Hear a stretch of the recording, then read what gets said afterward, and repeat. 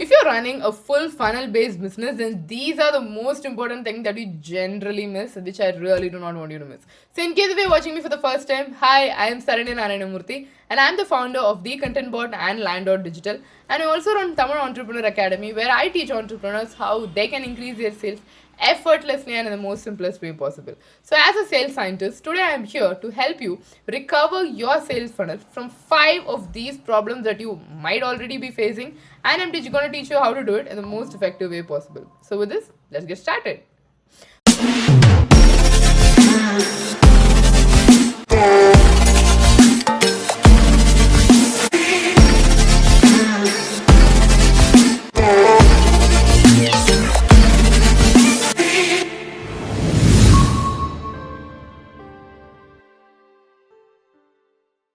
So the first mistake that I see many people do, especially when they are running ads or when they are running a lead generation campaign, is from their ads, they directly direct people to their highly converting landing page or the page with their main offer. Now, this might not be totally wrong because of course, we want people to look at our offer, right? But many times the issue that comes here is when people are seeing an ad, they get curious, they click on the link and then they land on your page. They're not really in that full-fledged mode to go through your landing page and take an action, especially when you're selling a high intense or a high net worth product.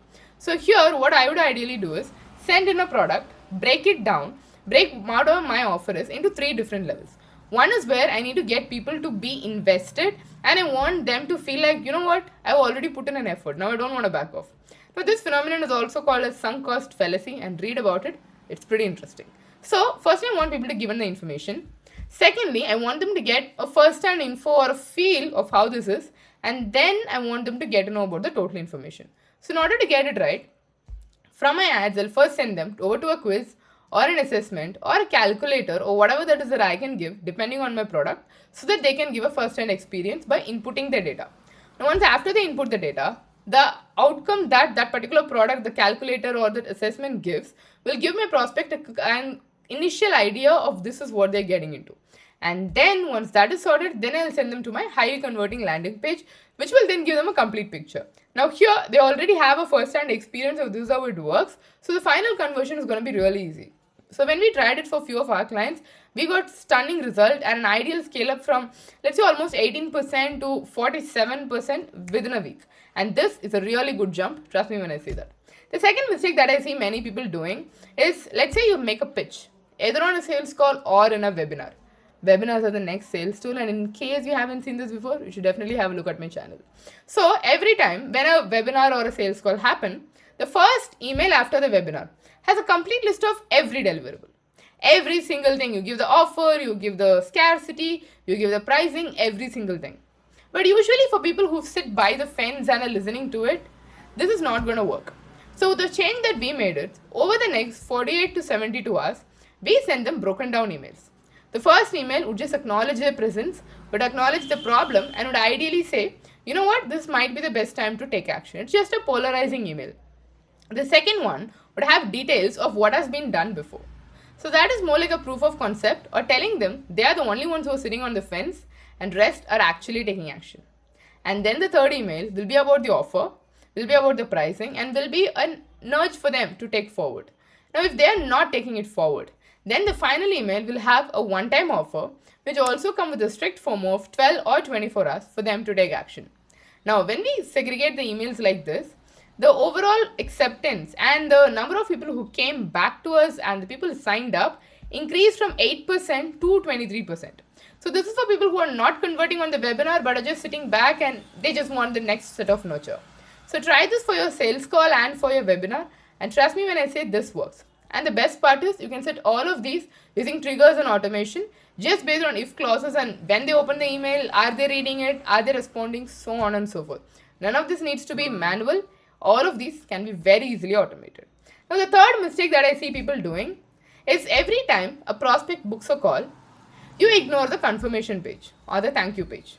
So thank you page just has details to, let's say, redirect to your website or get them to your WhatsApp or some other information that are very tiny. But rather, people who are just filling up a form or filling up an appointment, they have this curiosity on top line. So in that case, what I would suggest you to do is put a VSL. or a video sales letter wherein you're talking. Could be an introduction about you, could be about telling them why they should go with it, or any of the 100 other things. Now, when you put that, the chance of people seeing it are above 90% because they just booked a call. So the intent is higher and the timing is just on time. Now, when people spend some time to actually get to know you, go through the video, then the probability of them showing up or actually being intentional on the sales call is much higher. Because here people already know you and they have invested the time to listen to you. Remember, we spoke about sunk cost fallacy. The same principle applies here.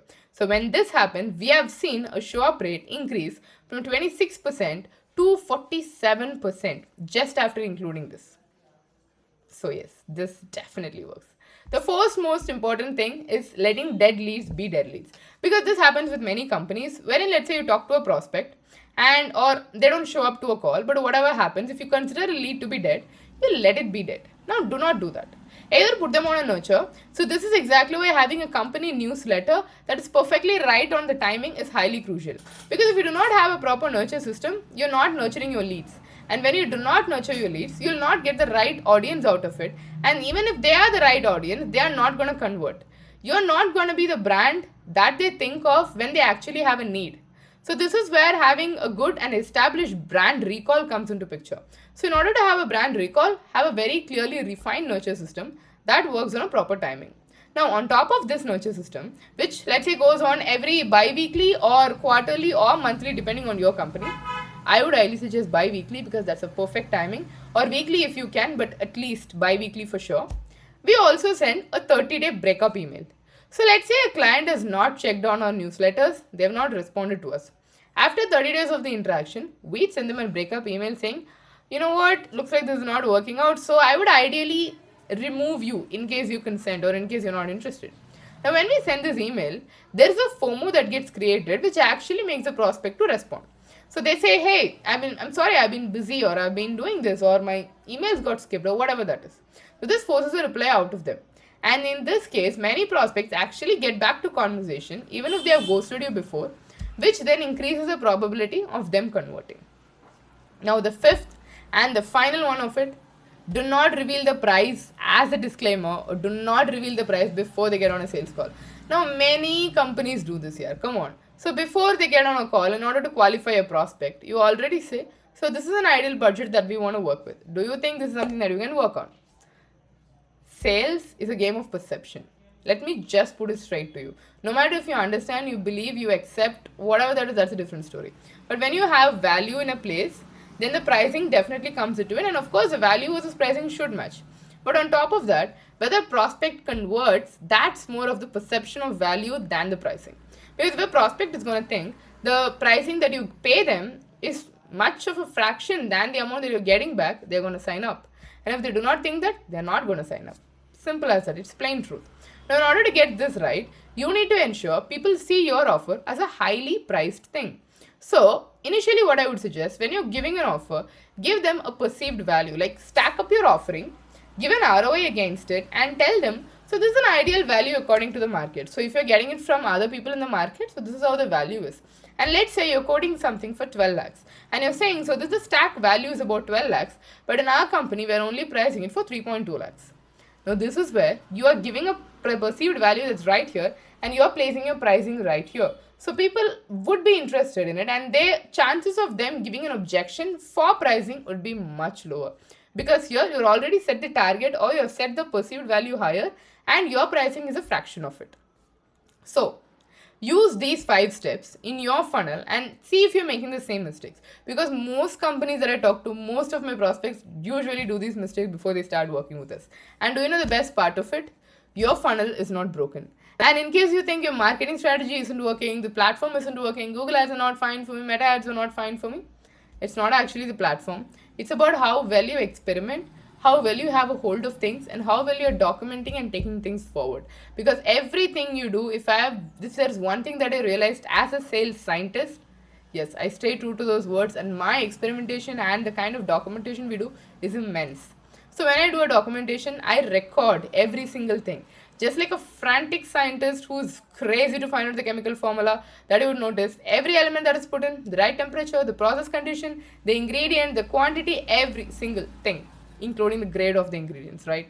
So take a clear note of everything that you're doing, because if there is one thing that I understood, right, sales is the most important experiment you will ever run in terms of running your company. So your funnel is not broken, your experiments are just not accurate. So just ensure that you're doing it right. You experiment your customer personas, experiment your intent, experiment in messaging, and ensure you're getting the output right. So with this, in case you have not subscribed to this YouTube channel, it's high time you actually do, because you do not want to miss this one more time, right?